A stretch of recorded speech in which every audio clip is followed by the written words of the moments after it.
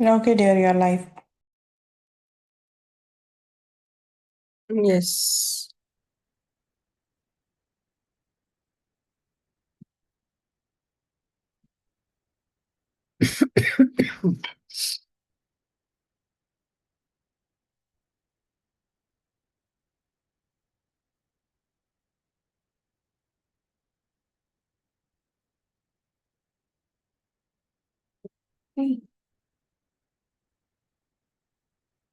Hare Krishna, dear devotees. So, thank you for joining. Devotees will be joining soon. In the meantime, we can start with the Mangalacharan. Om Namo Bhagavate Vasudevaya. Om Namo Bhagavate Vasudevaya. Om Namo Bhagavate Vasudevaya.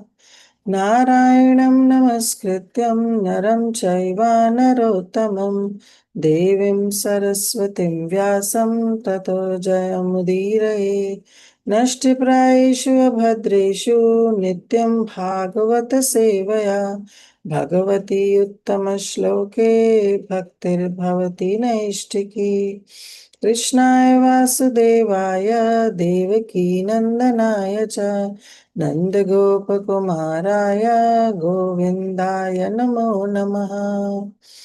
ॐ अज्ञानतिमिरन्धस्य ज्ञानाञ्जनशलाकया चक्षुरुन्मीलितं येन तस्मै श्रीगुरुवे नमः। श्रीचैतन्यमनोभीष्टं स्थापितं येन भूतले स्वयं रूप कदा मह्यं ददाति स्वपदान्तिकम्। नमो विष्णुपदाय कृष्णप्रेष्ठाय भूतले श्रीमते भक्तिवेदान्त स्वामिनिति नामिने नमस्ते सारस्वते देवे गौरवाणी प्रचारिणे निर्विशेष शून्यवादी पाश्चात्य देशतारिणे वाञ्छाकल्पतरुभ्यश्च कृपा सिन्धुभयेव च पतितानां पावनेभ्यो वैष्णवेभ्यो नमो नमः। जय श्री कृष्ण चैतन्य प्रभु नित्यानंद श्री अद्वैत गदाधर शिवास आदि गौर भक्तवृंद हरे कृष्ण कृष्ण कृष्ण हरे हरे हरे राम राम राम हरे गुरुवे गौर चंद्राय राधिकाय तथाय कृष्णाय कृष्ण भक्ताय तद्भक्ताय नमो नमः मुखं करोति वाचालं पङ्गुं लङ्घयते गिरिं यत्कृपातं हं वन्दे श्रीगुरुदीनतारिणं परमानन्दमाधवं श्रीकृष्ण चैतन्य ईश्वरम् Hare Krishna, dear devotees. Please accept my most humble obeisances. Vanchakalpatarubhascha Kripa Sindhu Vayevacha Patitanam Pavanebhyo Vaishnavebhyo Namo Namaha अनंत कोटि वैष्णव वृंद की जय श्रील प्रभुपाद की जय Okay, so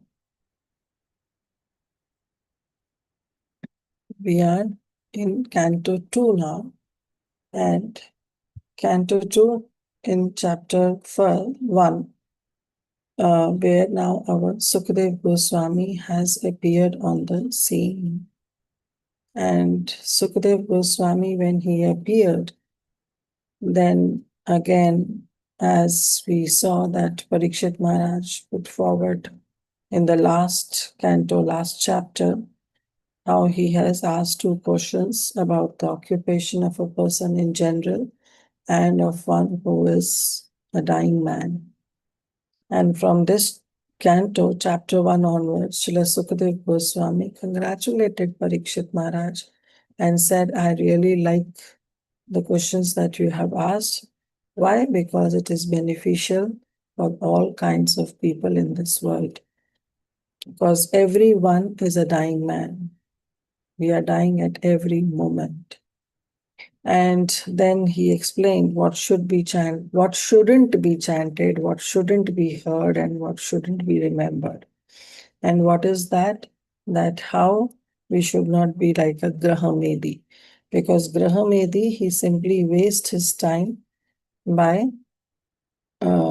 engaging in sex life in the night and during the daytime by engaging and maintaining one's family, making money to maintain one's family.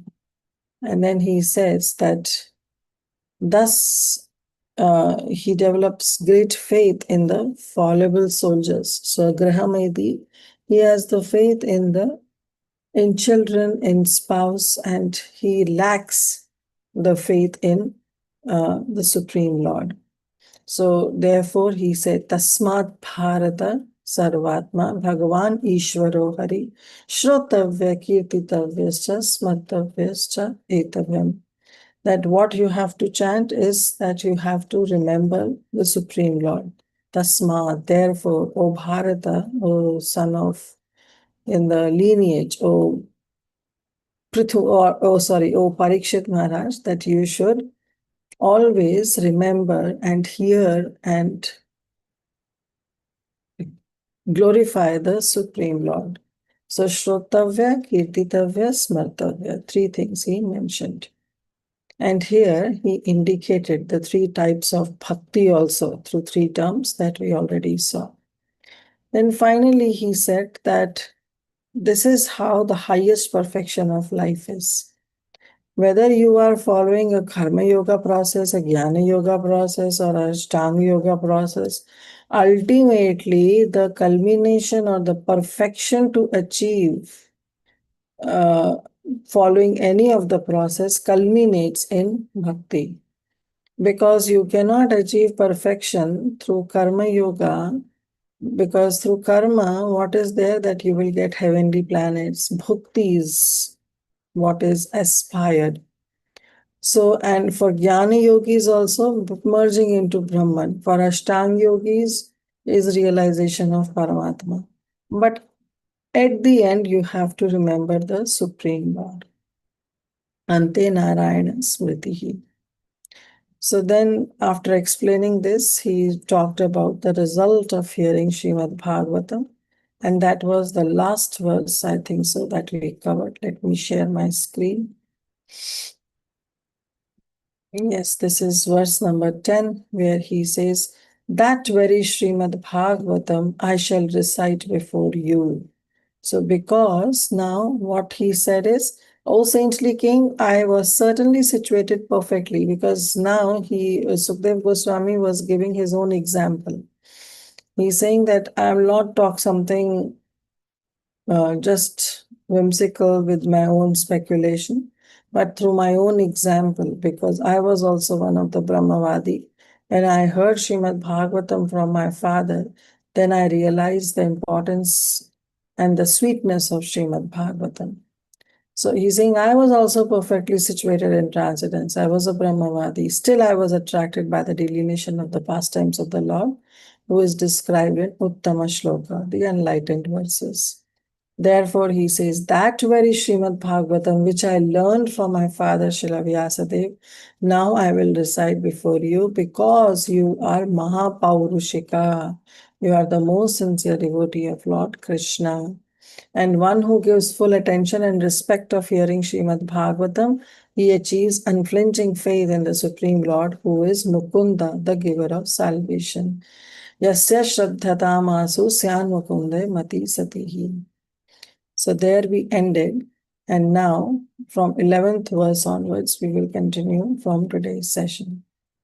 This verse is also a very important verse. I don't know whether we'll keep it, we'll see, but probably this will be one of the memorizing verse.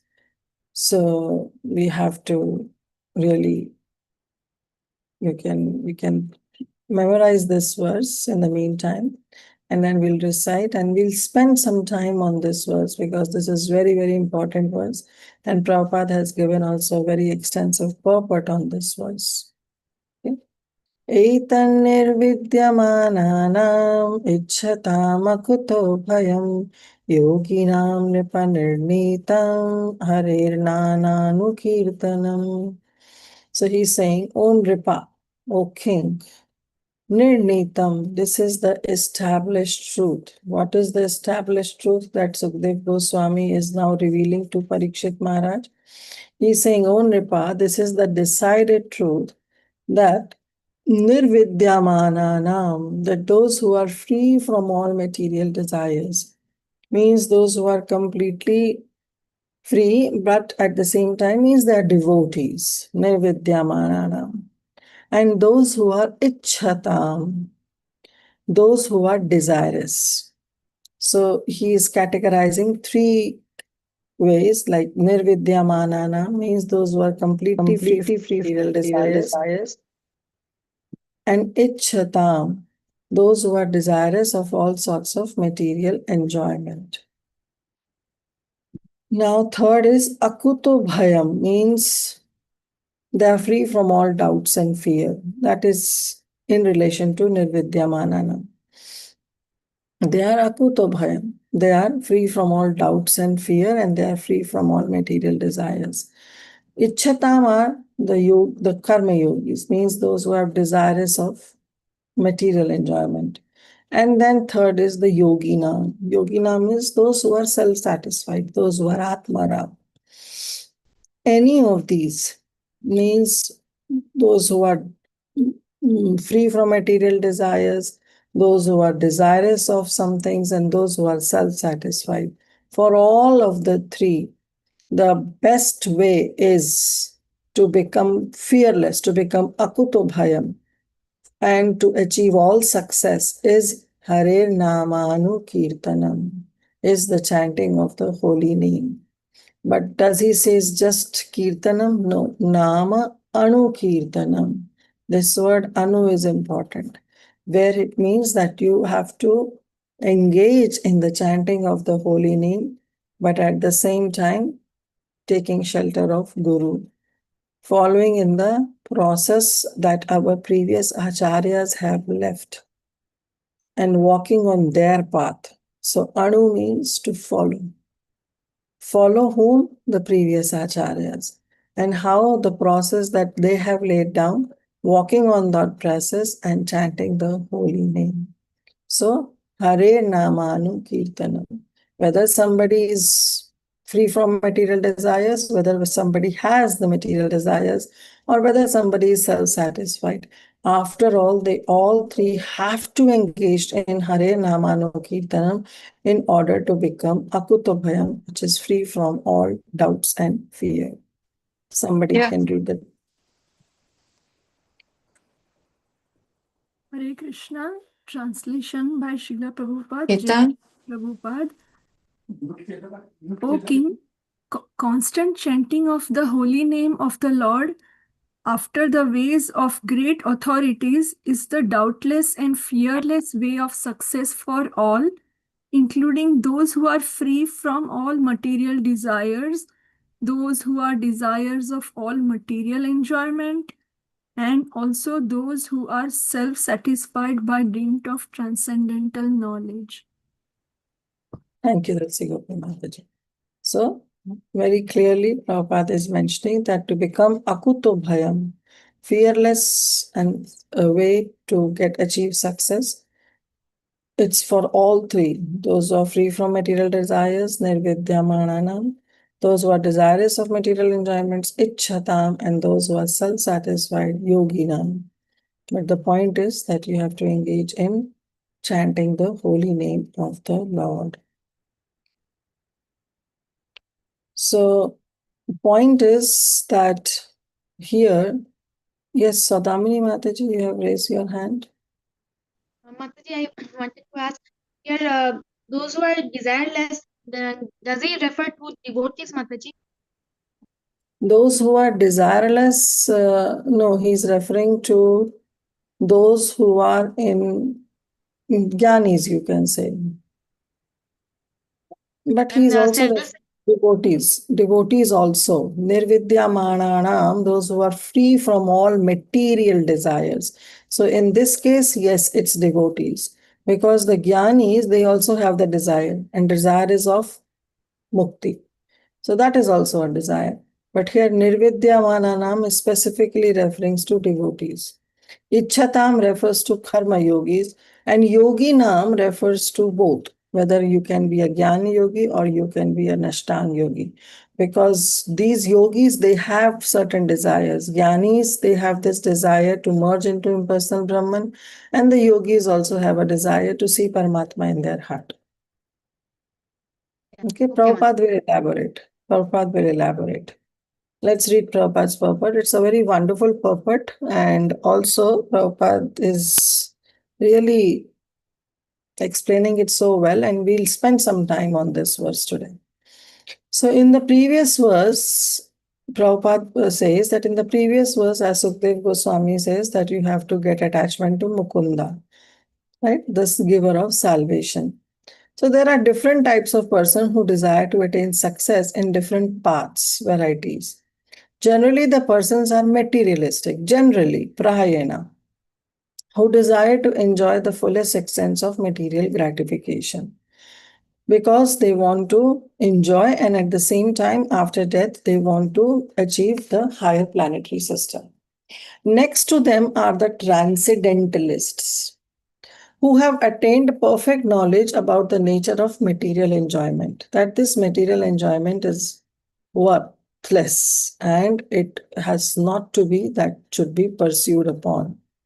And thus they are aloof from such an illusory way of life. These are jnanis. More or less, they are satisfied in themselves by self realization. But are they free from all desires? No, they are not. Because in the heart, still they want mukti, they want liberation to get out of the cycle of birth and death. However, the devotees doesn't have that desire also. They said, okay, even if I have to suffer in this material existence, it's okay till the time it is for the pleasure of Lord Shri Krishna. Above them are the devotees of the Lord. See here, Prabhupada is saying, who neither aspire to enjoy the material world nor they have any desire to get off it. They are nirvidyamananam. They are after the satisfaction of the Lord, that is Lord Shri Krishna. In other words, the devotees of the Lord do not want anything on their personal account. If the Lord desires, the devotees can accept all kind of material facilities. They don't reject. Neti is not in their dictionary. And if the Lord does not desire this, the devotees can leave aside all kinds of facilities, even up to the limit of salvation. They are not even after mukti. So this is what Krishna Sambandhe, right? Nirbandha Krishna Sambandhe, Yukta Vairagya Uchate. So this is what the devotee's aspiration is. Okay, if this money is needed, I'll open my arms and accept because it is for the pleasure of Lord Shri Krishna. If Krishna wants that, no, I should not involve into any kind of all this, so be it. Ekele Ishvara Krishna Arasava Vritya Nachay na Tahi Kare Nritya. As you want to make me dance, I will dance. That's the point of the devotees. Nor they are self-satisfied. They are not self-satisfied because they want the satisfaction of Lord only. So devotees are neither self-satisfied because they don't want anything for their own satisfaction. They want only for the satisfaction of the Lord. So in this verse, Srila Sukadeva Goswami recommends the transcendental chanting of the holy name of the Lord. By offenseless chanting and hearing the holy name of the Lord, one becomes acquainted with the transcendental form of the Lord. With Nam, what happens? Roop is revealed, then qualities are revealed, means Nam, Roop, Guna, and then Leela, the pastimes are revealed. Here it is mentioned, but that one should constantly chant the holy name of the Lord after hearing it from the authorities. This is Harer Namanu Kirtanam. This means that the hearing from the authorities is the very first essential. Hearing of the holy name gradually promotes one to the stage of hearing from his Nam, Roop, Guna, Leela. And thus the necessity of the chanting of his glory names develops successively. This process is recommended not only for the successful execution of devotional service, but also for those who are materially attached. This process works for everybody. Through Nam, Roop reveals, Guna reveals, and then finally Leela. According to Srila Sukadeva Goswami, this way of attaining success is an established fact, concluded not only by him but also by the previous acharyas. So this is what Srila Sukadeva Goswami is telling, that, O Parikshit Maharaj, you can be in any of the field, but still the best process is to chant the holy name of the Lord. There is no need to give any further evidence because he's giving the evidence of all the previous acharyas. The process is recommended not only for the progressive students in different departments of ideological success, but also for those who have already achieved success and they are already advanced as karma yogis, as jnanis, or as the devotees of the Lord. See, Sadamani Mataji, here he is mentioning. So, Nirvidyamanana means to referring it to the devotees. Now, Prabhupada is giving that how Srila Jiva Goswami instructs that the chanting of the holy name should be loudly done. Now, when he says chanting of the holy name should be loudly done and it should be performed offenselessly as well. So, this refers to Sankirtanam. When the chanting is done loudly, that means it is mixed with Kirtanam.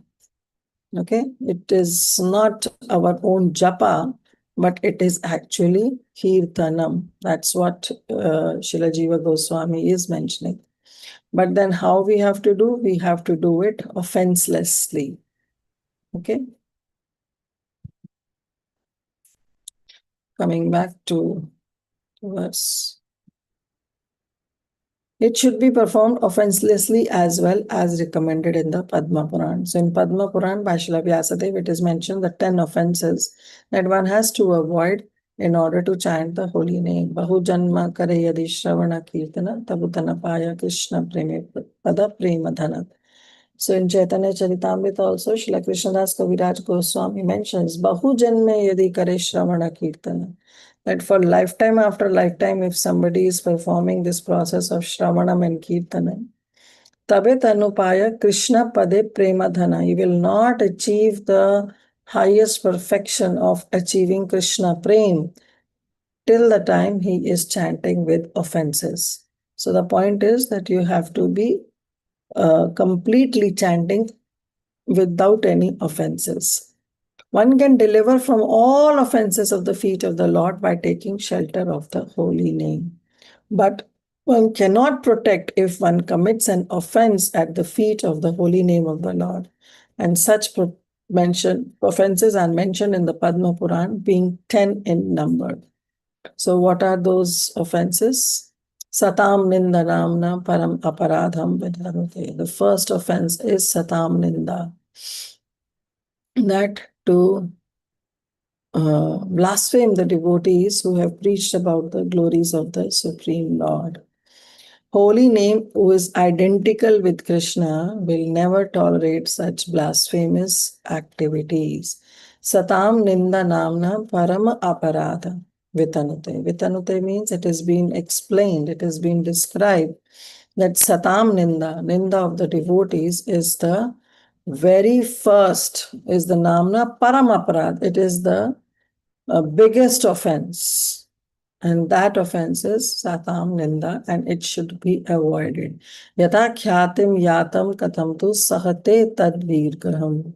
And the holy name, which is identical with Krishna. There is no difference between holy name and Lord Shri Krishna. But the point is, it will never tolerate. Katham usahate. The holy name will not tolerate. Sahan nahi karega. What? The blasphemous activities that is performed, such blasphemous activities. And what is that activities? Blaspheming the other devotees. Okay. The second offense, we all know. You can memorize all these offenses, at least in English, it should be memorized. To consider the names of Lord Shiva or Lord Brahma to be equal to or independent to the name of Lord Vishnu.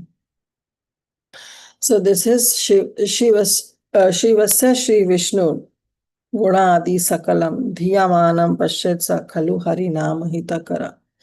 So if somebody is considering that the name of Lord Vishnu and Lord Brahma, they are on the equal level as the name of the holy name of Vishnu. So that has not to be equated, but at the same time, we have to understand that this Lord Shiva and Lord Brahma, they are not independent. They are not Vishnu, but at the same time, they are not independent to Lord Shri Vishnu because they are working under the directions of Vishnu. The third offense is to neglect the orders of the previous acharyas or spiritual masters, Guru Ravagya. That you do not have to disobey the orders or the instructions of the spiritual master, and at the same time not developing that martya buddhi towards the Supreme Lord. What is that martya buddhi? My spiritual master is also like an ordinary person like me. We should not have that kind of consideration. The fourth offense is to vilify the scriptures or the Vedic knowledge, to blaspheme the Vedic literature or literature in pursuance of the Vedic version. That is Shruti Shastra Nindanam. That also has to be avoided. We are not, because what are these Vedas? These Vedas are apaurushya. They are coming out from the lotus mouth of the Supreme Lord only. So they are also not ordinary literature which is written by some ordinary man. So we are nowhere that we have to blaspheme the Vedic literatures. And these refers to all the angas, Vedangas. Vedas have so many angas, and we are nowhere to blaspheme those Vedas. Some say, well, because, for example, I'll say that Vedas, the one of the anga of the Veda is Jyotish Shastra. One of the anga is grammar, Vyakran. So if somebody says, well, it's not that important, we don't have to get into all this, we can read Srimad Bhagavatam. Yes, ultimate is to read study Srimad Bhagavatam. But the point is that we are nowhere to blaspheme all the angas of the Vedas also. They are the parts of the Vedas, so we are nowhere to blaspheme them. So that is the fourth offense, that is Shruti Shastra Nindanam should not be done. The fifth offense is to define the holy name of the Lord in terms of some mundane calculation, to give some interpretation to the holy name of the Lord. And this is known as Arthavad. So we should not give some unnecessary interpretation of the holy name. Holy name, if there would have been anything about the holy name, it would have been mentioned in the Padma Purana or by our previous acharyas. Unnecessary giving our own interpretation on the holy name is namaprad. It becomes a namaprad. That is arthavad. The sixth offense is to interpret the holy name, to give to consider the holy name as the glories of the holy name to be imagination. Hari namnani kalpanam. That, the glories of the holy name that have all been mentioned, that is all an exaggeration and it is imagination. No, it is not. Whatever has been mentioned in the Shastras, we have to stick to it. If somebody says that the chanting of the holy name is so much so that if somebody chants the holy name, immediately gets liberated, we should not think that it's an arthavad. We should not think that it's an exaggeration. Yes, the Shastras mentioned, that means the process starts. We have given this example also so many times, that if somebody is going from one place to another, and suppose somebody is coming from US to India, and somebody asks from the US devotees that, oh, do you know where that Prabhu has gone or where that Mataji has gone? The answer will be gone to India. But maybe that devotee may be still at the airport waiting for the flight to board. So has that person gone to India? No. But what we say is that they have gone to India. Similarly, these Shastras, when they say, when you chant the holy name offenselessly, Krishna takes care and you are liberated. Now, you are liberated means you are on the path of liberation. Okay, so nothing has to be considered to be Arthavad and nothing has to be considered to be Harinam. Harinamni Kalpana means no imagination should be posed upon. The seventh offense is to commit sins intentionally on the strength of the chanting of the holy name. Namno balad yassahi papa buddhi, na vidyate tasya yamir na shuddhi. So one should not consider that, yes, the holy name destroys all the sins, but that doesn't mean that on the strength of chanting the holy name, I may commit all the sinful activities. That ultimately I will chant and I'll get rid of all my sins. This is papa buddhir. This kind of buddhi, this kind of intelligence, if we have, and on the strength of this intelligence, we take shelter of the holy name, then what happens is it becomes namaparad. So, in the scriptures, it is said that one can be liberated from the effects of sinful actions simply by chanting the holy name of the Lord. But one who takes advantage of this transcendental method and continues to commit sins on the expectation of neutralizing the effects of sins by chanting the holy name is the greatest offender of the holy name, because that becomes a namaparad. Yes, all the other aparadhas, whether it is dham aparad, seva aparad, vigraha aparad, or any other aparadhas that we do, we can mitigate by chanting the holy name. But if we start thinking that, oh, I will chant and let me do any of the aparadhas, any of the offenses, and finally I'll neutralize it by chanting some extra rounds or chanting the holy name, well, then all those aparadhas will be converted into nam aparadha. And then there is no hope. The eighth offense is to consider the holy name of the Lord and his chanting method to be equal to some material auspicious activity, right? Mentioned in the Vedas as fruitive activities. And that is dharma vrata tyaga hutadi sarva shubha kriyam samyam api pramadaha. So here in Sanskrit it has been mentioned, but we have to make sure that there are two aparadhas in the Sanskrit that I have mentioned. So dharma vrata tyaga hutadi sarva shubha kriya samyam. One should not equate that all the dharma, all the religious or the pious activity that I do is equal to the chanting of the holy name. No, it is not. It is not any of the mantra that is mentioned in the fruitive activities. It's a maha mantra. Okay. So we cannot equate both of them. And then he says api pramadha. That api pramadha we'll see later on. Then finally, in the ninth offense, it is to instruct those who are not interested in the chanting of the holy name of the Lord. Ashraddha dhane vimukti api ashravati yachupcha updesha shivanama pradaha. This namaprad is very, very auspicious. And if we keep on explaining the glories of the holy name to a faithless person, then what happens? It becomes a namaprad. Now, somebody can say, well, devotees take this kind of risk because they go on preaching the glories of the holy name. They go for Nam Sankirtan, they go for book distribution from house to house. People, they open the door, they are faithless. Yes, so he says, Ashraddha dhane vimukhe, those who are reluctant, we can approach once. Okay, we can approach once and we can explain them the glories. But if they show their reluctancy and ashunvati, and first is that they show the reluctance. Suppose if I go for book distribution, I meet someone, I explain them the glories of the holy name, the glories of the Shastras, and then invite them for the program.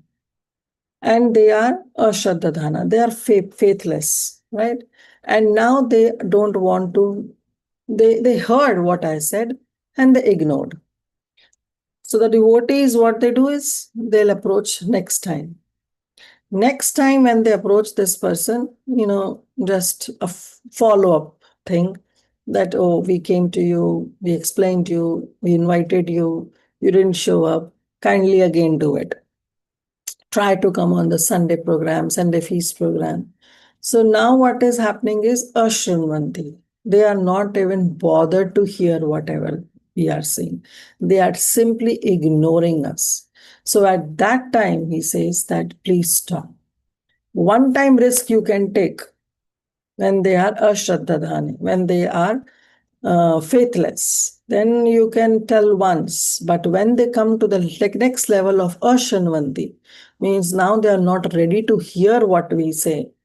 And they take offense that why we are disturbing them. At that time, we should stop ourselves. We cannot be so much pushy that, oh no, you have to come, please come. Unnecessary, it will create namaparad. So the ninth offense is if such instruction is imparted to an unwilling audience, a shunvanti audience, those who are not ready to hear, the act is considered to be an offense of the holy name. The 10th offense is to become uninterested. The 10th offense is that even when we have heard the glories of the chanting of the holy name and we still maintain the material desires, and especially that material desire of thinking that I am the body. See, Prabhupada is writing, this is the false egoism. The false egoism is exhibited by thinking oneself to be the enjoyer of the world. I am the master, I am the proprietor. And thinking that everything in the world is meant for my enjoyment only. This I-ness and this minus, this includes the Nama Parad. That is Shrutepi Nam Namahatma Yah Priti Rahato Naraha. After hearing the glories of Nama Mahatmya, the glories of the holy name, we are still not ready to give up all our attachments. Preeti rahito nara. We are still devoid of any kind of preeti. And not only that, we are attached to aham mamadi paramo, that I-ness and minus. Then that becomes an aparad. Namne hi so api aparadhakrit. That becomes the aparad to the holy name. And finally, what we saw, api pramadaha. So in Sanskrit, api pramadaha means that to be inattentive. And that's the biggest offense. That's the mother of all the 10 offenses, to become inattentive while chanting the holy name. Because the moment we chant with inattentiveness, all these aparadhas will pop up in our chanting. So that has to be avoided. Now, Sukadev Goswami, he says that when we talked about these offenses, Sukadev Goswami recommends the transcendental chanting of the holy name of the Lord, that one has to chant the holy name of the Lord. Now, in this case, the process is recommended, that the only process for not only for the successful execution of devotional service, but even those who are attached. And what is that process? Is to attain the chanting of the holy name. And Jiva Goswami also says that you have to chant loudly. But this includes kirtanam that we were discussing. Yes, chanting is the best. Bhajanere Madhya Shrestha Navavida Bhakti Krishna Prema Krishna Dite Tare Mahashakti. But all these 9 processes, 9 with Navavida Bhakti, Bhajana Madhya Shrestha, the best type is to attain Krishna Prem, or to execute. Among the ways of executing devotional service, 9 processes have been mentioned, Navavida Bhakti. But Tara Madhya Sarva Shrestha Nama Sankirtana. Among all these Navavida Bhakti, the best is to chant the holy name of the Lord. But does he say japa? No, he says Nama Sankirtanam, congregational chanting of the holy name. Nirapradhe Nam Liya Pai Premadhan. And anybody who perform this Nama Sankirtanam in the association of Sajatiya Sangha, like-minded devotees, and offenselessly, then they will Pai Premadhan. They will attain the most valuable love of Godhead. So this is how it is being explained. Let's go to the verse. So, etan nirvidyamananam ichchatam akuto bhayam yoginam nirnitam. Nirnitam means this is an established fact. This is the decided truth. Harer namanu kirtana. Okay, I hope this entire verse was clear. Yes, Tulsi Gopi Mataji. Hare Krishna Mataji, I had one quick question. That the verse says that all those categories of people to achieve success. So the success from the perspective of the desirer or the chanter, or is from the perspective of Krishna, that success means they will get bhakti, or it means those who want material will get material benefits? No, in the perspective of akuto bhayam, being free from all desires and doubts and fear. That is akuto bhayam. That is the real perspective. that ultimately we have to become fearless. No matter whatever path, whether we have the desire, we don't have the desire, we are Atma Rama, or we are free from all kind of material desires. But ultimate success is to become Akuto Bhaya, means to become free from all doubts and fear. And that can only happen when we engage in Hare Naman Kirtan. Okay, so it means that ultimately it will make us free from all material Oh, desires, right? Not oh. necessarily it will give any it will grant the material desire. It depends on Krishna, right?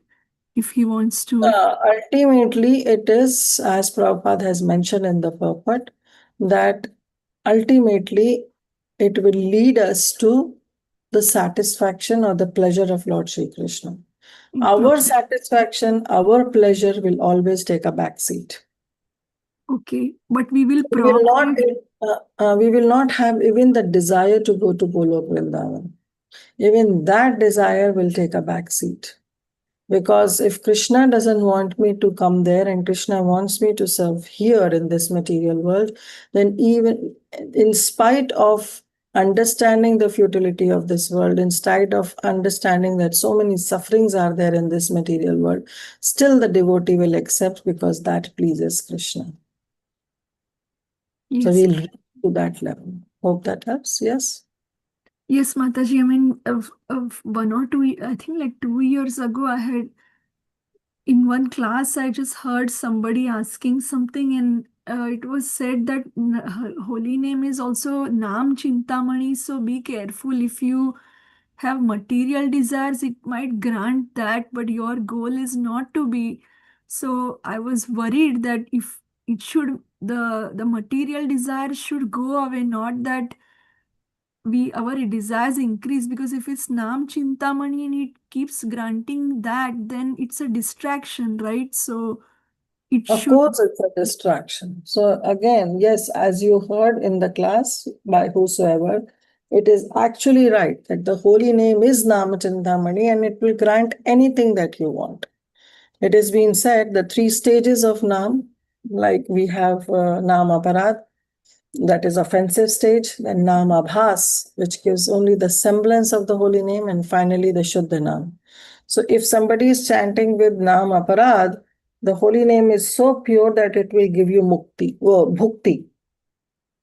Now somebody can say that while chanting offensively also, if we are chanting the holy name is giving us bhukti, the material enjoyment. Yes, because that's not the right thing to achieve from holy name. Because bhakti will keep us more into this material world. Okay. But we feel like, oh, I am getting so much of opulence because Nam will give everything. So while chanting, we have to be very, very careful that where we are heading to and what we are asking from the holy name. So any kind of desire. And this Namabhas can give us mukti. But are we still looking for that? No. So we have to ultimately come to Shuddhana, where it will give Prema Bhakti, and that's what the devotee aspires for. Okay, thank you very much, Mataji. Perfect. Yes, Sunil Prabhu. Hare Krishna Mataji, I heard there is also one stage Nam Akshara. Is it true? Nam what? Nam Akshara. Nam Akshara. Yes, Mataji.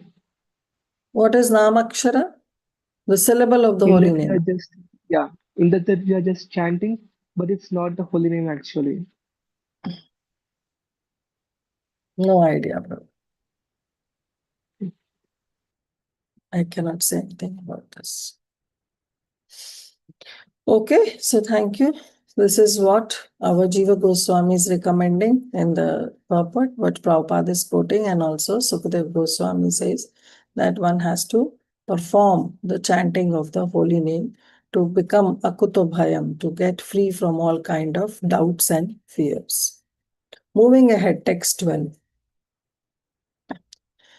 Kim pramattasya bahutibi प्रोक्षैर्हान्यं हायानेरिह वरं मुहूर्तं विदितं घटते श्रेयसे यतः.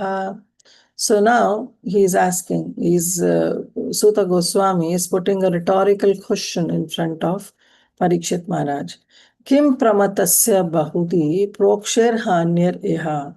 That what is the hanyar means years. What is the use of having such a long life, living for so many, bahut bhi, many years, but in the mood of or in the consciousness of pramatasya, bewilderment, and in the parokshir refers to no experience of the higher reality. So he's saying that if somebody says, well, I have a long life, so what is the use of that long life if the entire life is spent in that prolonged life is simply wasted because one has spent this in some kind of material sense gratification and not getting the higher spiritual reality. So, what is the use of that life? Definitely, there is no use of life. Varam mahuratam viditam. Rather, one should, it's better of having a prolonged life, it's better to have live for one mahurata, only for one mahurata, viditam ghate shreyase yataha, but it is for the shreyas. Shreyas means that one mahurata is spent in the consciousness of, in the matter of the super soul, the Supreme Lord. Means understanding that who the Supreme Lord is. If that one mahurta is spent in that consciousness, it is far better than having a prolonged life simply getting wasted in bewilderment and sense enjoyment. There is no need of all this. Now, why Sukhdev Goswami is saying all this? Because he could see the face of Parikshit Maharaj, and face is the index of mind. So through the face, seeing the face of Parikshit Maharaj, he could read Parikshit's mind, because Parikshit Maharaj is now thinking that you are saying that I have to chant the holy name and chanting is the best, and Nama Sankirtan is the best, and I have to engage in Hare Namanu Kirtanam. But, O Sukhdev Goswami, are you aware that I have only 7 days to live? The entire life I have spent. Now, Parikshit Maharaj is thinking that he has spent the entire life, he has wasted the entire life. Of course, he has not wasted, because being a king, he was also carrying out the orders of the Supreme Lord. He is a Mahabhagavad, Mahapaurushika. Therefore, Sukhdev Goswami is mentioning him that you are Mahapaurushika, and that's why I'm revealing you this truth. Right? So, but he could understand that there is something that is going on in the mind of Parikshit Maharaj, because Parikshit Maharaj has only 7 days left, not a single moment extra. So Sukhdev Goswami is quoting this verse that don't worry, don't think that you have wasted your life. You have a prolonged life, and whatever life you had, you have simply wasted. Because what is the use of having that prolonged life? It's better now that you have only 7 days left, better to use those moments, those days that you have left in inquiring about the Supreme Lord and engaging in Hare Namanu Kirtanam. Because as I said, Hare Namanu Kirtanam, don't think that it is only the chanting of the holy name. It is also Kirtanam, glorifying the Supreme Lord. And our Parikshit Maharaj is an epitome of Shravanam. He heard with so much of attention that just by hearing, he got liberated.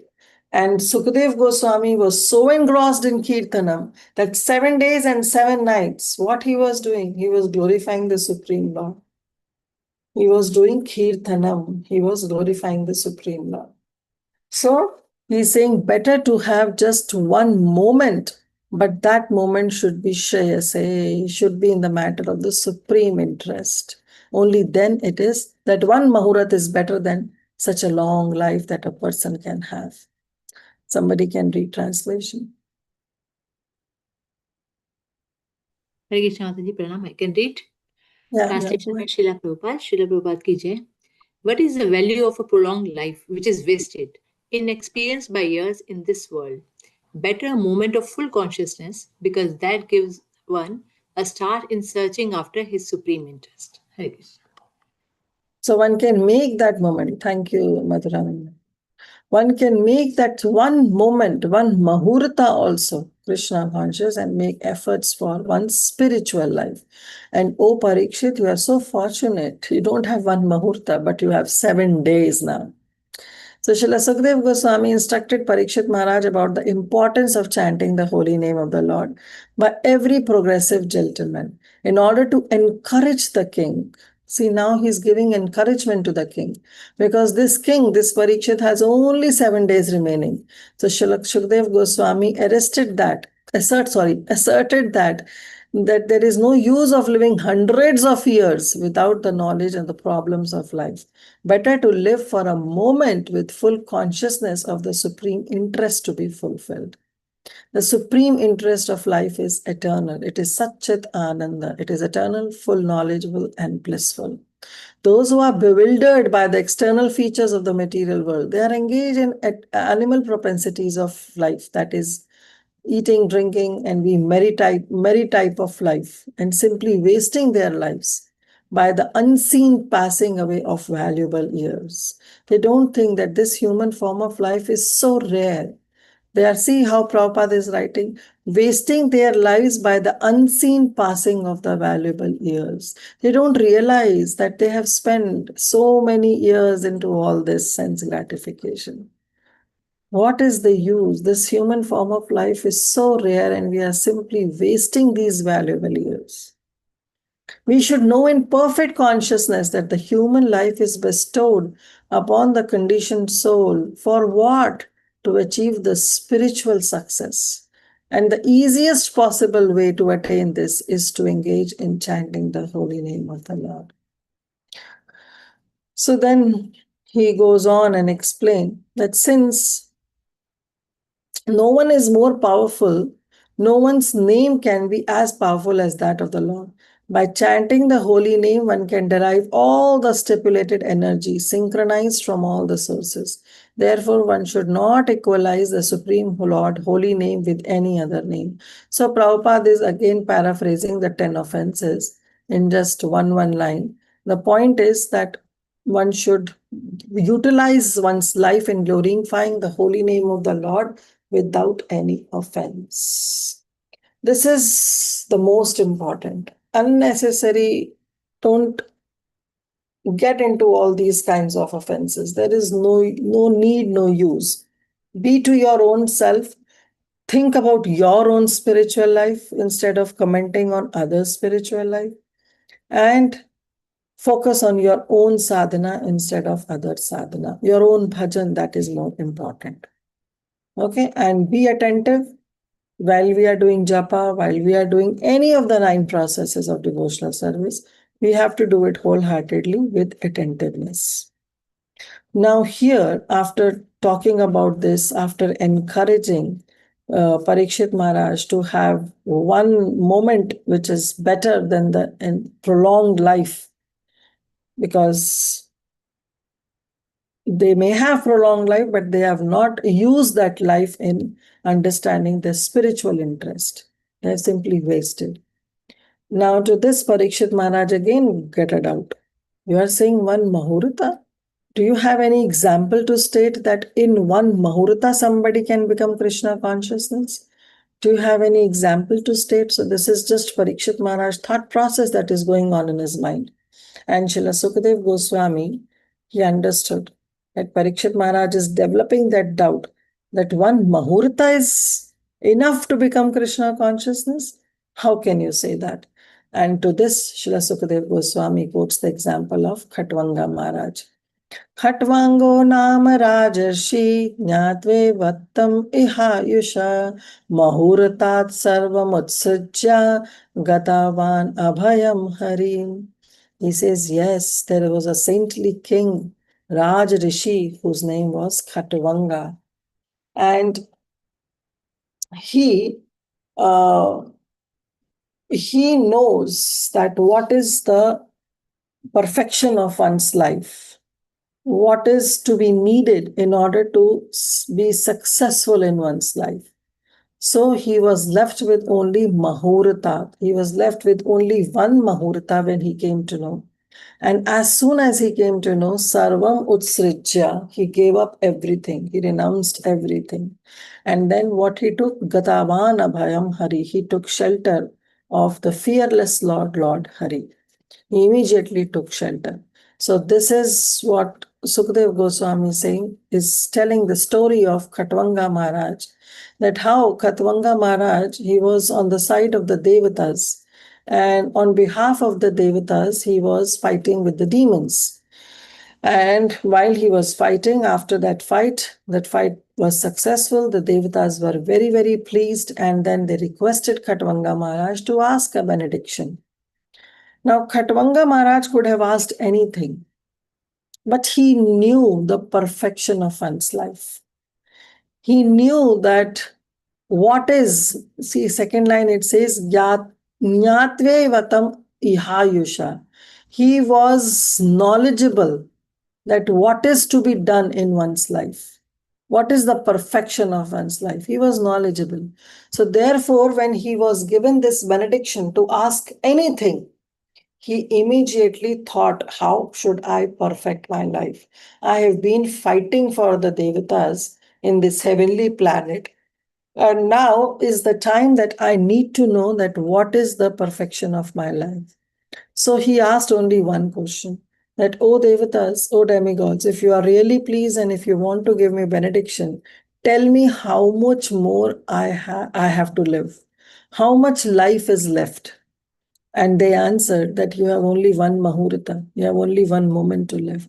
And he became silent. He quickly came back to the earth planet and finally he surrendered unto the Lord. Gatavan Abhayam Hari. He immediately surrendered to the Supreme Lord. And just by surrendering to the Supreme Lord in that one Mahurta, he got liberated. So, yes, it is true. But the point is that how much faith we have in the acharyas or in the, like how much faith Khatvanga Maharaj had in the demigods.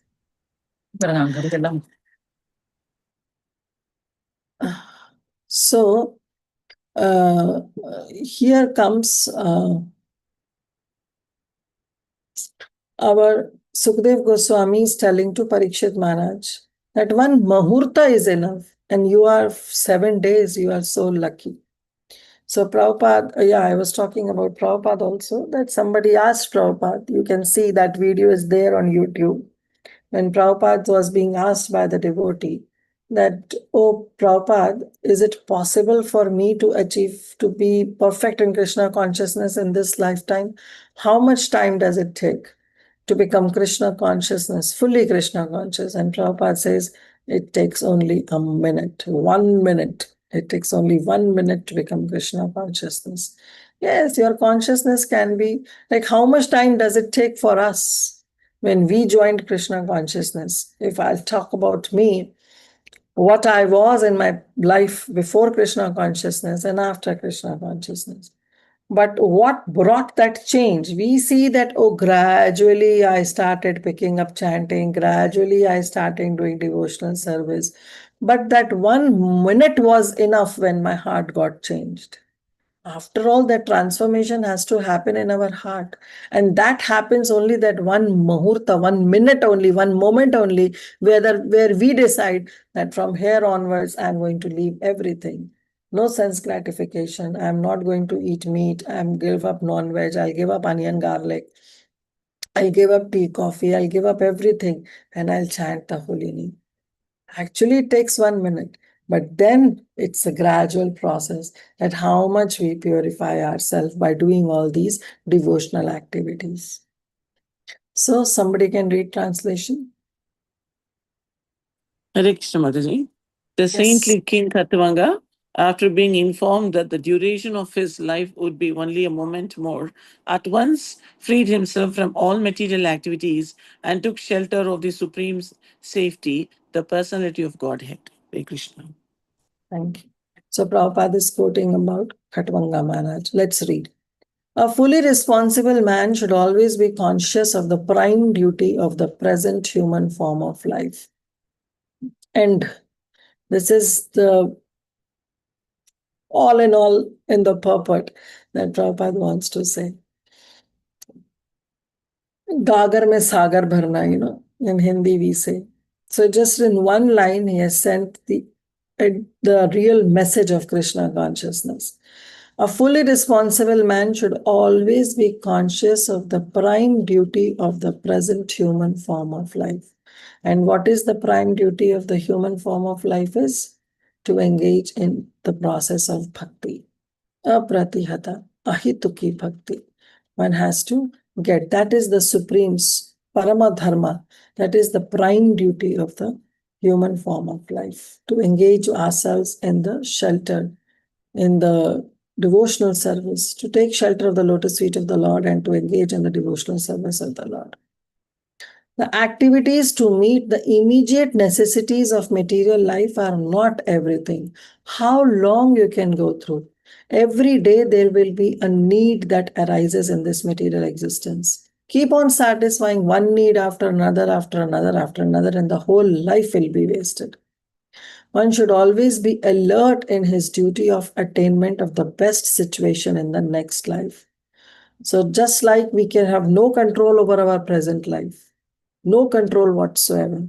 We were not given the choice to choose the country, to choose the family, to choose the siblings, to choose where we are going to take birth. No, we were forced because of our karmic reactions. So we had no control over our present life. But that doesn't mean that's the end. After all, we have got this human form of life. We are not into the animal life where we'll simply engage in eating, sleeping, mating, and defending, and then we will be transited to another life, and then to another, and then to another. No, this is human form of life. Laws, our karma are going to work on this life. So that's the best part. If we know that, yes, the karma will work and we have no control over the present life, at least let me secure my future life. My present life is the aggregate of what I did in my past. And that's why I'm suffering. But let me now finish up all those karmas by engaging in Hare Namanukirtanam and at least secure my future life. So that my future life, I should not repent that, oh, what I got. Rather, I should be happy because the foundation of the future life is based on our present activities. And that's what Khatvanga Maharaj did. Khatvanga Maharaj could have asked any benediction from the demigods. They were openly distributing him, telling him, okay, ask whatever you want. But he knows that what is the perfection of life. And therefore, he thought that now I have to prepare myself for the next life. Let me take shelter of the Supreme Lord. And that is the prime duty of the human form of life. Human form of life is the rarest of that we can get. And the rarest of that rarest is getting the association of the like-minded devotees. And even after understanding this, we don't get engaged into devotional service, then definitely fault is ours. Human life is meant for preparing ourselves for that prime duty.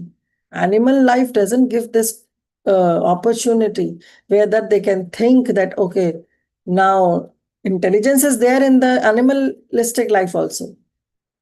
Animals also have this intelligence, but they don't have this intelligence that, okay, let me focus on my prime duty. We are only into eating, mating, sleeping, and defending. Therefore, Prabhupada is saying, after getting this human form of life, don't lead your life in an animalistic way. Don't be a duipad pashu, walking on two legs and behaving like an animal. No, it is meant for preparing ourselves for that prime duty. Maharaj Khatvanga is mentioned here as a saintly king because even within the responsibility of the state management, he was not at all forgetful of his prime duty of life. We can say, oh, I have so much to do. My job is not allowing me to do, or let me focus, or other things. We have so many excuses to make. But Khatvanga Maharaj, he's giving the example how much management, how much responsibility he has on his shoulders. But he was not at all forgetful of the prime duty of life. Another example comes of Mother Yashoda. How much she was doing household chores day and night. Yes, she was engaged in direct service of the Supreme Lord. But if we see from the mother perspective, that she was only and only thinking of her own son, that how I can please my son. But at the same time, while doing all the chores, she was talking about Krishna, she was remembering Krishna, she was hearing about Krishna. So that's all what we have to follow. We all have our duties. We are in Grahastha ashram. We have to take care of our family needs. We have to take care of our children. We have to take care of all the household chores, all the activities. But while doing so, can we just chant some names from our mouth? While doing so, can we just hear about the glories of the Lord? Who is stopping us? Only hands, the limbs are engaged into some work. But we can engage our mind in Krishna conscious things. Okay, I understand that while going to office, you have to attend certain meetings, you have to do some coding, you have to do some intricate work where you have to involve your mind also in that work. Otherwise, it will be a flop for the work perspective. So in that case also, yes, for the time being, you have to be into that meetings, into so-called coding or whatever work we are in. But on the other hand, taking a little break from that, we can engage ourselves into hearing about the Lord or chanting few rounds, or at least few names, if not the few rounds, at least few names, and that to the names that we like. It's not that we have to chant a particular Mahamantra only. We can chant Krishna's name. There are so many names, so many prime names of the Supreme Lord. We can chant any one of them. We can keep on saying Radha Govinda, Radha Shyam Sundar. This way, just point is that don't be forgetful of the prime duty of life. Whatever we are doing is the secondary duty, following our dharma in the ashram we are in. But at the same time, not to be forgetful of the prime duty. And that prime duty is to be Krishna conscious. Such was the case with other Rajarishis like Maharaj Yudhishthir and Maharaj Parikshit. See, they can give n number of excuses, but still they were never forgetful of the prime duty of life. They were all exemplary personalities on account of their being alert in discharging their prime duty. Maharaj Khatvanga was invited by the demigods in the higher planets to fight demons, and as a king, he fought the battles to the full satisfaction of the demigods. The demigods, being fully satisfied with him, wanted to give him some benediction for material enjoyment. But Khatvanga Maharaj, being very alert to his prime duty, inquired from the demigods about the remaining duration of life. This means that he was not anxious to accumulate some material benediction from the demigods, as he was to prepare himself for the next life. Because the benedictions that he'll get from the demigods will last only till the time Khatvanga Maharaj is living. Because even the benedictions coming from the demigods, it's all temporary, right? It's material and it's temporary. So he was not keen into getting any kind of benedictions. Rather, he wants to prepare himself for the next life. He was informed by the demigods, however, that his life would last only for a moment longer. The king at once left the heavenly planet, which is always full of material enjoyment of the highest standard, and coming down to the earth, took ultimate shelter of the all-safe personality of Godhead. One moment in the heavenly planet is, I think so, 6 months, if I'm not wrong, on the earth. He was successful in his great attempt and achieved liberation. This attempt, even for a moment, by the saintly king was successful because he was always alert in his prime duty. So why it says only for a moment? Because he was in the heavenly planet, and for heavenly planet, it was just a moment, and he could have simply wasted that moment by asking some material benediction. But he was very much into his prime duty. He was very alert in his prime duty. So Maharaj Parikshit was thus encouraged by the great Sukdev Goswami that, see, Khatvanga Maharaj had only one moment, but you have 7 days left in this life to execute the prime duty by hearing the glories of the Lord in the form of Srimad Bhagavatam. And by the will of the Lord, Maharaj Parikshit instantly met great Sukdev Goswami, and the great treasure of spiritual success left by him is nicely mentioned in Srimad Bhagavatam. So he got the opportunity to hear Srimad Bhagavatam from the personality like Shukadeva Goswami. Text 14. We still have time? Yes. तवापि एतहरि Kaurava सप्ताहं जीविताद्विहि उपकल्पाय तत्सर्वं तावत् यत् समर्पयेकम्. So now Sukadeva Goswami is telling Parikshit Maharaj that now, O Kaurava, means you who is born in the family of gurus, your life is saptaham. Jivitadbihi means the duration of life is 7 days.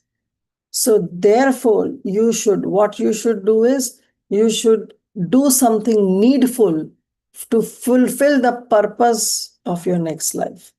Upakalpaya, then get ready to perform any kind of activity. Tatsarvam, that is needed for your next life. So whatever it takes to secure your next life, start doing it now, because you still have 7 days left. Somebody can read translation. Yes, Mataji. Maharaj Parikshit, now your duration of life is limited to 7 more days. So, during this time, you can perform all those rituals which are needed for the best purpose of your next life. So he's saying, oh, descendant of the Guru, now you have 7 days remaining in your life. So make all the necessary arrangements that are needed at this time, because now the death is approaching. So he's saying that now it's the best time for you to execute your sadhana to attain the next life. So whatever it is needed, please do that. That is necessary for you. Thank you, Sri Prabhu. Prabhupada is writing, Sukadeva Goswami, after citing the example of Maharaj Khatvanga, who prepared himself for the next life within a very short time, encouraged Maharaj Parikshit by saying that since he still had 7 days at his disposal, he could easily take advantage of the time to prepare himself for the next life.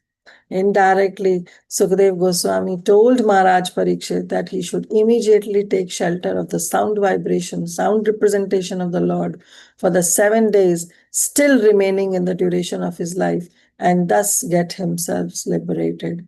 In other words, everyone can best prepare himself for the next life simply by hearing Srimad Bhagavatam as it was recited by Srila Sukadeva Goswami to Maharaj Parikshit. The rituals are not formal, but there are some favorable conditions which are to be required to be carried out as instructed hereafter. So yes, we also can take the best use of our life. We don't know. We are not that fortunate like Parikshit Maharaj, where we'll get the deadline that here it is and you can only so much time is left and you can prepare yourself for death. We may not be that fortunate that we will get a deadline like Parikshit Maharaj. But whatever time we have, at least we can make best use of it by engaging ourselves in the process of devotional service. Engaging ourselves in remembering the Supreme Lord. See, Shravanam, Kirtanam, chanting, japa, engaging in kirtan, all these are just the aspects of the Supreme Lord, the aspects of the devotional services to the Supreme Lord. Okay. We can excel in Shravanam, we can excel in Kirtanam or in Padasevanam or doing Archanam or doing Vandanam or doing Atmanivedanam. These are different processes. But the point that Krishna has talked about in Bhagavad Gita also is Antakale Chamamepi Smarana Muktva Kalevaram. Point is that while leaving the body, what is our consciousness? And to prepare for that right consciousness, Smaranam is very important. We are doing chanting. We are doing chanting, we are doing Kirtanam, we are studying Srimad Bhagavatam. Why we are engaging into all these activities? So that we have the Smaranam of the Supreme Lord. People, they have, like our Haridas Thakur, non-stop he was chanting. He is Namacharya. engaged only and only doing japa, in chanting the name of the Lord. Because he was from a Muslim background and he was not allowed to do any other activity, and therefore he was 100% engaged in chanting the holy name of the Lord. So he was chanting. All the other acharyas, they were engaged in some or the other activity. Like Srila Rupa Goswami and Sanatana Goswami. They were given this activity of excavating the lost places in Vrindavan and writing some books. So our acharyas, our predecessor acharyas, they are engaged into all these devotional services for what? For the point of remembering the Supreme Lord. That smaranam is very important. So therefore here also Srila Sukadev Goswami is saying that simply by hearing Srimad Bhagavatam, he is saying that you still have 7 days left and thus you can become liberated, provided you take shelter of the sound representation of the Lord. Was Parikshit Maharaj engaged in chanting in those 7 days? He was only hearing. But hearing what? Hearing Srimad Bhagavatam, which is non-different from Krishna. And that too, it was recited by a personality like Srila Sukadev Goswami. So don't get stick to one limb. The point is, engage your 24 hours in Krishna consciousness, that the whole day is spent in remembrance of Krishna. That is the sum and total of understanding that how we can become Krishna conscious. Something that only keeping bead bag in our hand and non-stop chanting will make us Krishna conscious. Yes, for some it may work, why not? Some may think that, oh, if I hear about Krishna, I will be Krishna conscious. Okay, if that works for you. But don't impose all these things on others. Every individual is different. Every individual has his or her way to become Krishna conscious. That's why Srila Prabhupada didn't say to follow any one particular thing.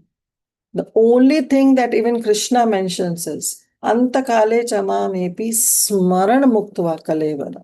He didn't say Kirtanam Mukta Kalevara. He didn't say Shravanam Mukta Kalevara. He didn't say Japam Kirtan Mukta Kalevara. Whatever you do in your 24 hours, the point is to be remembrance. Smarana is very important. To always remember Krishna. And that's the thumb rule that Srila Rupa Goswami also gives in Bhakti Rasamrita Sindhu. Engage your life so that you always remember Krishna and never forget Krishna. Do whatever is necessary. In the previous verse also he's saying, in this verse only. Yeah. Yavat tat samarpaikam. Whatever is needed, whatever is necessary, do, get ready, perform that. But to remember. For what? To remember Lord Shri Krishna. To be Krishna conscious. That is what is being Krishna conscious. Okay. So should we stop here? Yeah, let's see if we have any questions. Otherwise, we will move forward. I'll keep 10 minutes for question and answers. If we have any questions, we can take up. Otherwise, we'll cover one more verse. Yes, Sunil Prabhu. Hare Krishna Mataji Nanpana. Mataji, you have said in starting that Naam Apad will give Dharma Artha Kama. And Naam Apad Dharma Artha Kama Moksha and Shuddhanam is the Krishna flame, okay? So when the devotee is chanting Naam Apad with offenses, if it, like I see, they are not getting even Dharma Artha Kama. So how do I see that? No, I said that with Naam Aparad, Bhukti will come. Means all the material enjoyment will come. And a person may think that, oh, the holy name is working. I'm getting all the opulences, I'm getting all the material enjoyment. But that person doesn't understand that he's chanting with offenses, but the name is such that even if you chant with offenses, the name will give you something.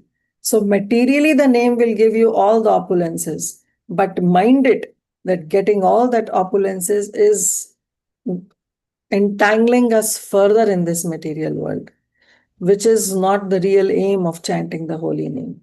The real aim is to get out of this cycle. And not only to get out of the cycle, that is also a separate desire. But the real aim is to get Krishna Prem. That is the perfection of chanting the holy name, Shuddha Nam.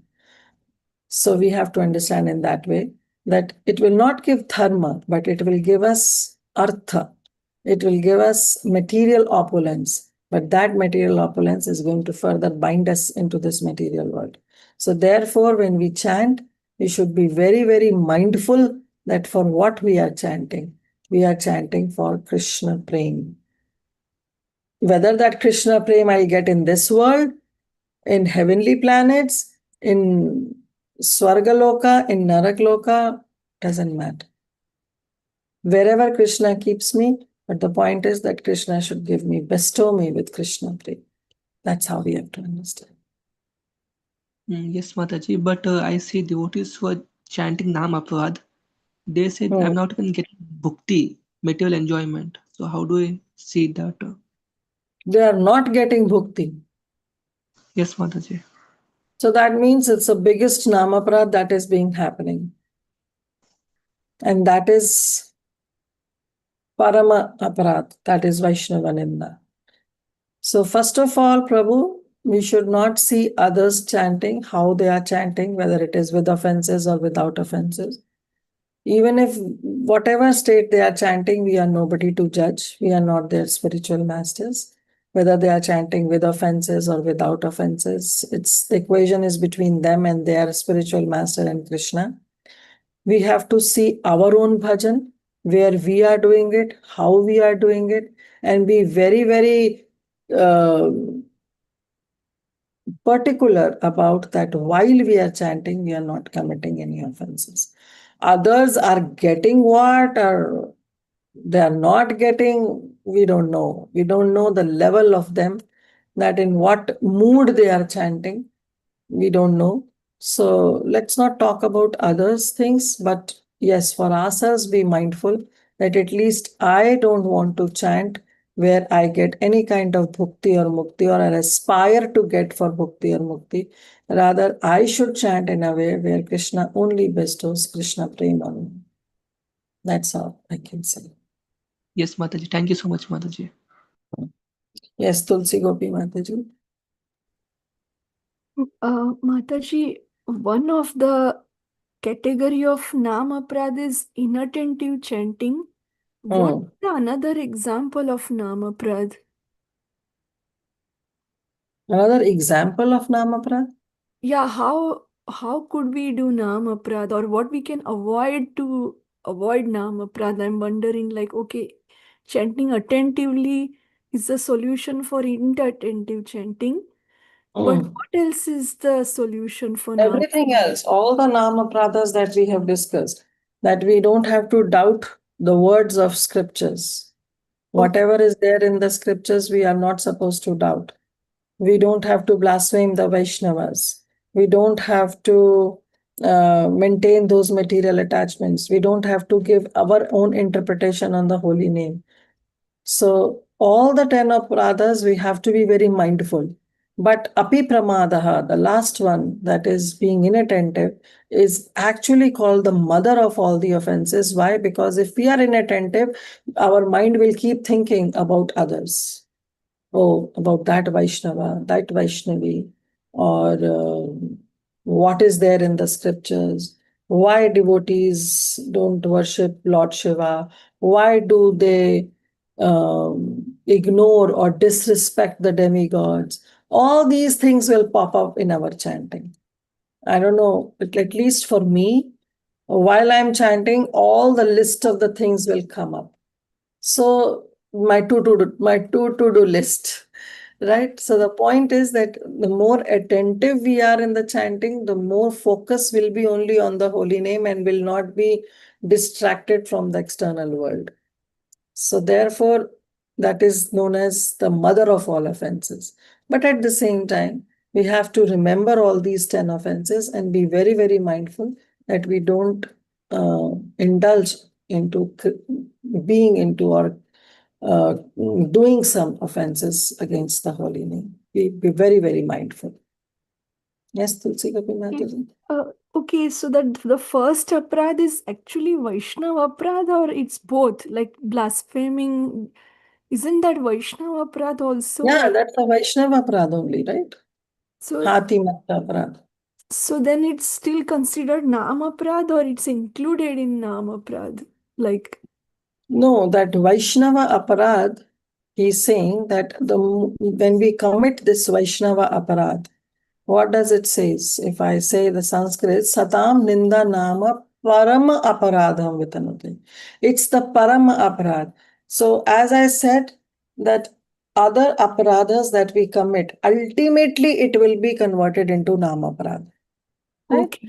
So similarly, this Satam Ninda, when we are criticizing the devotees, especially those devotees who are engaged in propagating the holy name of the Lord, if we are blaspheming them or talking ill about them, then they are non different from the Supreme Lord, right? Because they are engaged in glorifying the Supreme Lord. They're engaged in wholeheartedly, their activities are to propagate the holy name of the Lord. So if we are criticizing them, it's equivalent to criticizing the Supreme Lord Himself, or equivalent to criticizing the Nam, the Harinam Prabhu. So Okay. therefore, aparad towards Vaishnava is equivalent to Nam aparad. Okay. Okay? Thank you, Mataji. So we have to be very, very careful. Now somebody can say that aparad to a Vaishnava, but then who is a Vaishnava? So Tulsi Gopi Mataji, I've heard from your Srila Guru Maharaj only, His Holiness Srila Radhanath Swami Maharaj, that if we criticize somebody or if we talk ill about somebody, and that person is not even a Vaishnava, okay? This person is not even a Vaishnava, and we talk something about that person, or we did some dosh kirtanam about that Vaishnava. Because another point that when we'll do Updeshamrita, we will get to know that Srila Rupa Goswami said that when we are in this material world, it is very, very obvious to see faults in others. We cannot close our eyes, we cannot close our ears. We get to hear the faults of the Vaishnavas, we get to see the faults of the other Vaishnavas. We are in this material world. So Srila Rupa Goswami says, well, that won't be counted as Vaishnava aparad. Aparad is when we'll do dosha kirtanam, when we'll sing about their faults to others. That becomes aparad. Okay? So now sometimes confidentially with devotees, we talk, but we are not singing. We are not telling or taking a mic and announcing on the mic about that Vaishnava. Neither we are posting it in some social media. Okay, with our true friends, some confidential friends, we are revealing our confidential thoughts among ourselves, but making sure that it doesn't go out. So, dosh kirtanam is the problem. That's what Srila Rupa Goswami says. So, we don't have to sing about others. Now, His Holiness Radhanath Swami Maharaj only said in this context that today, if we are telling something about some devotee, some person who may not be a true Vaishnava at this point of time, but we have committed our aparad, we have sing about his so-called glories, about the faults that he or she did, and we have already sang those. Now, Srila Radhanath Swami Maharaj said, imagine that person has become a true Vaishnava. Because the faults of that Vaishnava will be washed away slowly and gradually. Just like Bubuddha Pankena, just like in Ganga water, we see some apparent mud. But that mud is because of a particular rainy season. The moment those 4 months will be passed, the water will become clear. Similarly, the Vaishnava whom we have criticized may not be that true Vaishnava at that time of moment, But slowly and gradually, as the time passes, that Vaishnava, that person, that devotee becomes a true Vaishnava. Now, whatever glories that we have sung of him, so-called glories, means the faults that we have pointed out of him, to the degree that person has become that great Vaishnava, to that degree, the offense will be registered in our name. This is Guru Maharaj telling this. So these are not my words. So we should be very, very mindful. Very, very mindful. Mind your own business. Seriously. In Krishna consciousness, it is mind your own business. It may sound very uh, arrogant and very crude, because in layman terms, when we use this terms, ki mind your own business, it looks sound very crude. But in Krishna consciousness, that's the thumb rule. Mind your own business. Focus on your sadhana. Focus on where you are there. Focus on what are we doing after getting this human form of life. So we should mind our own business and leave others. That's how we can train ourselves.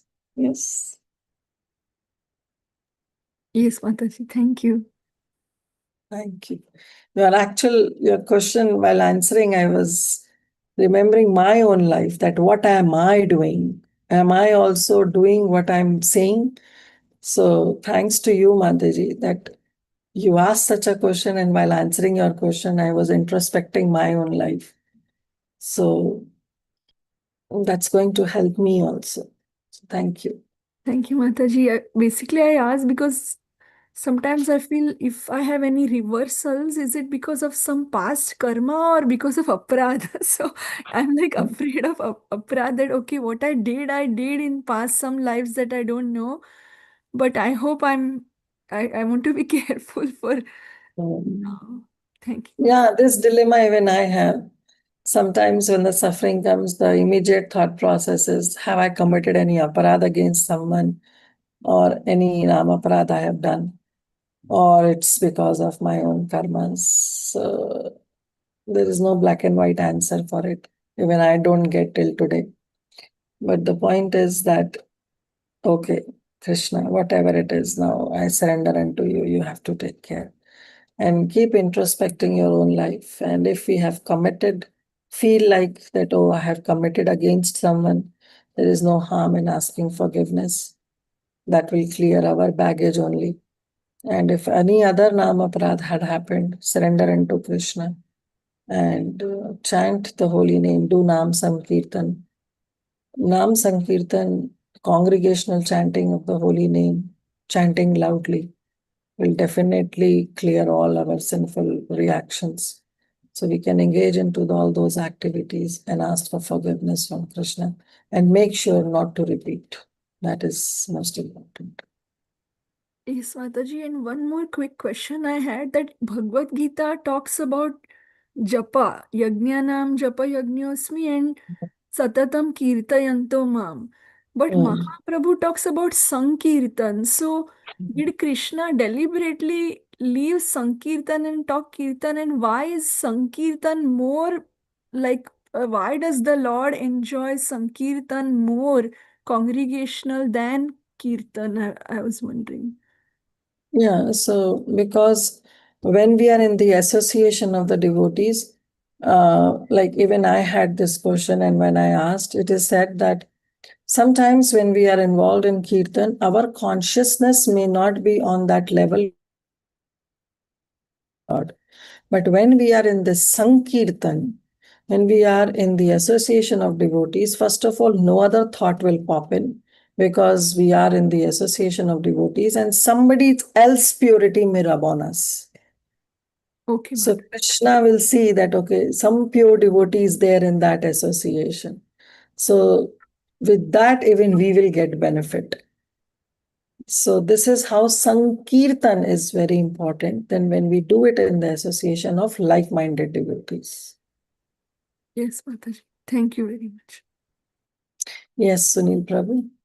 Hare Krishna, thank you so much, Mataji. All your answers which you answered to Mataji were so helpful. Mataji, just regarding the mental offenses, like I have the natural tendency to look at the faults, but at least I don't speak to others. So for this, I have to face the Perfectly. reactions. No reaction. That's the benefit of Kali Yuga. And in Kali Yuga, any mental offenses will not be taken into account. But we have to make sure that the mental offenses doesn't become the physical offense. Because if we keep dwelling on that thought of seeing the faults of others and keep dwelling on those faults, then it might show up in our behavior also. So if we have that control that we can control and we don't show up in our behavior, till that time, mental offenses will not be taken into account. But if we have no control over ourselves and gradually it shows up in our behavior, then naturally it becomes aparadha. So we have to be very careful. Thank you so much, Mataji. Okay, dear devotees, thank you so much. So we will. Suruchi got offense. Dhruva was not a devotee at that time. Of course, she got. And how Uttama went through her son. But Dhruva Maharaj was kind enough. And finally, Suruchi also, there's there in Srimad Bhagavatam how Suruchi also uh, submits to Dhruva Maharaj and asks forgiveness. So Dhruva Maharaj was kind enough to forgive Suruchi. But of course, her later part of the life was not as blissful as before when Dhruva was there and she blasphemed Dhruva or she rebuked him. Her life was altogether different. Yes, Param Bhavani Mataji, happy to see you. Hare Krishna Mataji. Sorry for not being. Oh, I understand your situation. So don't be sorry. Yes. I was having one. I was trying to remember one verse where Sri Chaitanya Mahaprabhu is saying that if someone does offense to another Vaishnava, then my name actually that person. But I searched more naam Tarigya Bodhi, like kind of this. I forgot. I started looking for that verse in the Google, but I couldn't get that verse. I remember that was. Let me see if I find out.